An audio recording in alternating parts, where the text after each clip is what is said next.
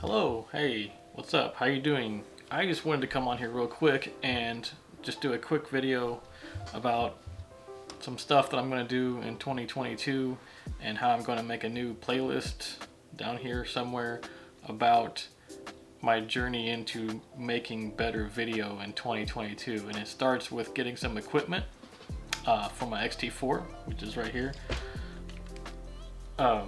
The reason I decided to go with the X-T4 is because some of the lens options that I want to use, such as in the future, the very last thing I'm going to do is an anamorphic lens, should it be in the budget for next year, as well as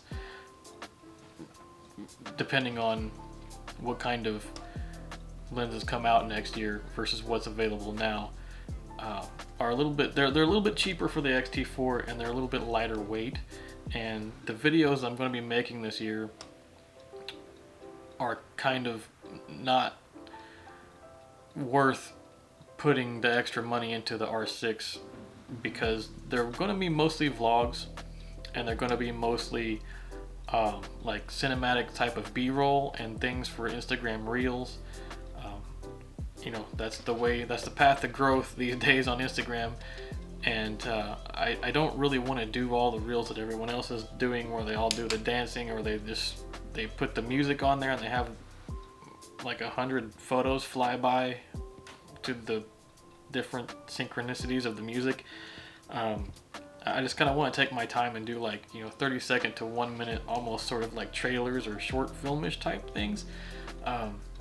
And I don't really think that the R6 is the best suited camera. It's a little bit overkill, it's a little bit bigger, it's a little bit heavier, and with the X-T4 I can use this little gimbal, I can add some weight to it, and I'm still not surpassing the weight limits of the gimbal, as well as doing things like vlogs like this, holding the camera out like this, and my arm getting tired and heavy. So I opted to go the route of the X-T4 because of the size and weight and the types of videos that I'm going to be doing.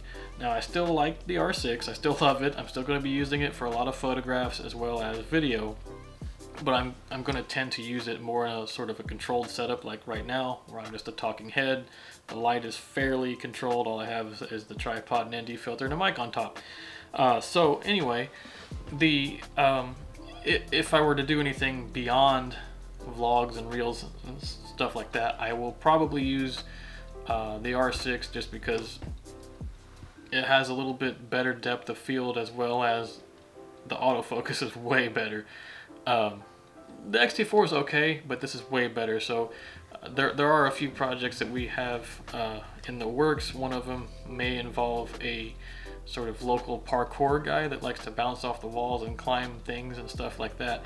And I will definitely be using this camera, the R6, on a gimbal for anything like that. Anything where somebody is changing distances, or I'm changing distances, or I have to rely on autofocus, I'm definitely going to be using the R6. But as far as learning better video and trying to take better video and doing more of it, I think that the X-T4 is a better option right now, because it's just lighter, the lens options are cheaper, as well as everything else about it is going to be generally cheaper. However, a lot of the stuff that I'm going to purchase is going to be somewhat universal. So some of the audio stuff, everything except the lens really, and the cage, is going to be mostly some of the audio stuff, external monitors, things like that, that can be used, top handles and different things like that. Maybe possibly V-mount batteries, not sure yet. Can be used with both cameras, but I just wanted to hop on here and say I'm going to make a playlist of that sort of equipment, and I'm going to be going over some of the equipment that I use.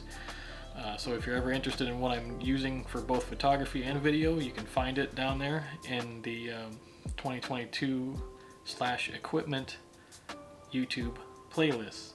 So with that being said, I'm going to start another video now where I go into a little bit of details on the first purchase, which was this this Rode wireless microphone audio setup. And there's a variety of reasons why I think that's going to make better videos.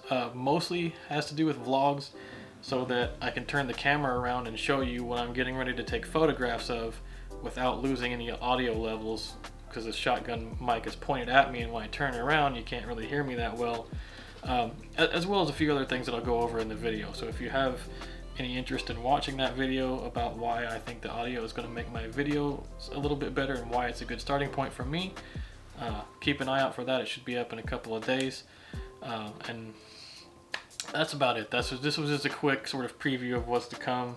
I hope everyone had a great holiday, and the new year will be coming up. Stay safe, have a good new year, and I'm looking forward to making some better videos in 2022, so feel free to follow along if you'd like.